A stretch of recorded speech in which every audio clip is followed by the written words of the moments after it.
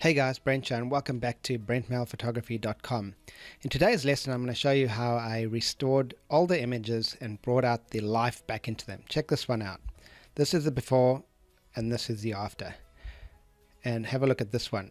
This is the before and this is the after. Look at that. Just amazing. Stick around and watch. Welcome back guys, and let's have a look at how I used one simple tool to bring these images back to life. So this is the before and this is the after. Okay, so let's go back into the original image, and there's a little bit of a backstory over here on this image. I had a former client call me up and wanting some more location shots from our area to use to promote something.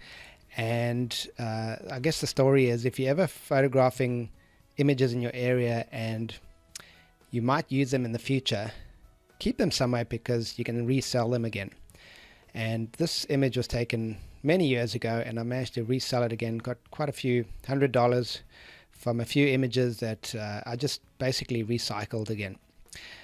So there we go guys. When you actually go out and photograph stock photography in your area, who knows, it could be used 5 or 10 years later. Alright, so here's the original image.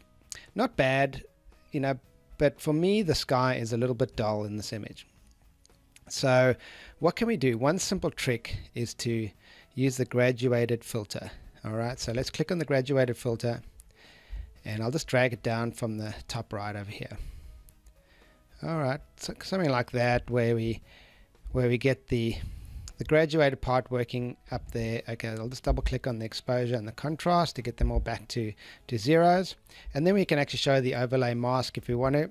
So you can see where this graduated filter is actually going to take effect. Alright, so I just want the sky to take effect. Alright, so what did I do in this image? So let's have a quick look at this image. Okay. Oops, okay, there we go. So all I really wanted to do is I want to bring the exposure down a little bit in the sky. So not too much, you can go overboard here, and I want to make it a little bit more blue. So we'll go over here to, around here somewhere.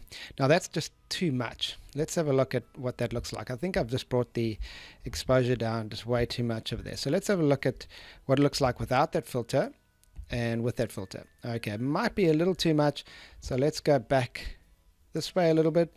We might just go like minus, a half a stop or something, and let's have a look. There we go. Great.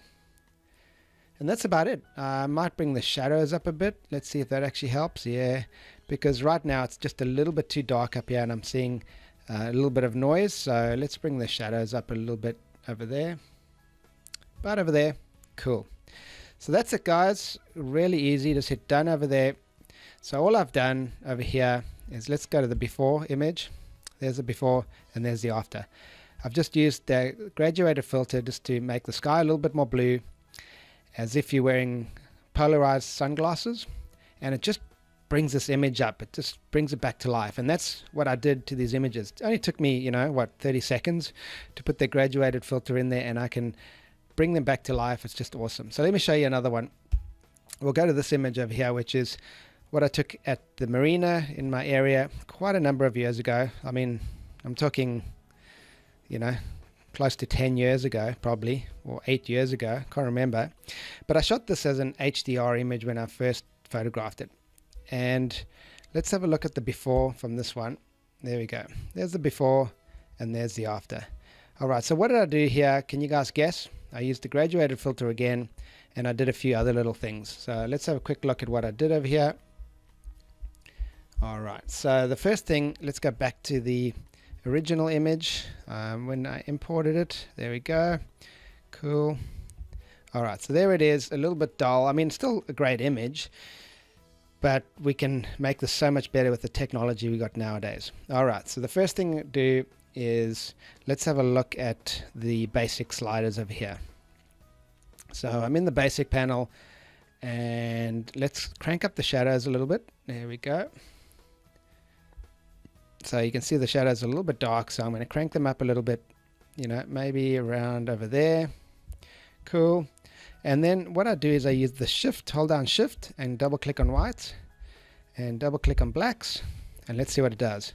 Sometimes it gets it right, sometimes it gets it wrong. Okay, so I think the whites are just a little bit too low over there, so we might just go almost back to 0 on the whites, and the blacks, yeah, not too bad. Cool. So there we go, guys, and we'll up the clarity a bit because that really makes things come out. So obviously too much, and it doesn't look real. Look at the boats in the background. So we'll go back a little bit on that. There we go, to around over there. All right, so let's have a look at the before and the after. Before, after. All right, so what have I done there? I've just brought the shadows up a little bit, brought the blacks down a bit, and we've added vibrance, sorry, not clarity, vibrance to the whole image, and it's just looking a lot more vibrant and just you know, jumping out at me. But there's something that really worries me. It's the boats in the background. Because the sun had already set, there's a lot of there's a blue cast there. It's in shadow, and the light's really blue, while the light over here is quite warm because I'm getting it from the lights in this restaurant. So I want to do something with this area over here just to warm it up a little bit. So guess what I'm going to use again? Graduated filter. You're right. So let's have a quick look at how I'm going to do this. All right, so where's the graduated filter? We will pull it down. I'm just going to pull it down straight down over here. And the feather section is not going to be too big. All right, then we'll bring that down a bit over there. We'll hit the O key, which shows you where the filter is actually taking effect. So I don't want it to actually hit this wine glass. I just want to use the boats in the background there. So click O again. And what are we going to do? We're going to warm up the light a little bit. So there we go. Look at that. I mean, I can warm it up too much. So I'm just going to warm it up a little bit. All right. We'll double click on exposure and contrast again, just to make sure. And what we might do this time is with the clarity slider, we actually might bring that down a bit just to blur that a little bit more in the background there. There we go. Cool. So let's have a look at what this filter does. All it's doing really with the boats in the background that are in the shade is I'm warming them up and I'm taking the clarity down a little bit just to make them even more blurred, because I really want to focus on the food and the wine glass in the foreground, and that's just where your eye goes after that. So there we go, guys. That's it. So a couple of little tricks over there. I've changed the shadows a little bit, added vibrance to this image, and then added the graduated filter. So let's have a look at the before and the after. Quite a big difference in my opinion. What do you guys think? By the way, go to my website, brentmailphotography.com. You can see the before and after images over there as large images, and I'd love your comments on what do you guys think of these quick tips. You know, just a few little things to do to make your images, bring them back to life again. That's it, guys. Please comment below this video or this blog. This is Brent. Have an awesome day.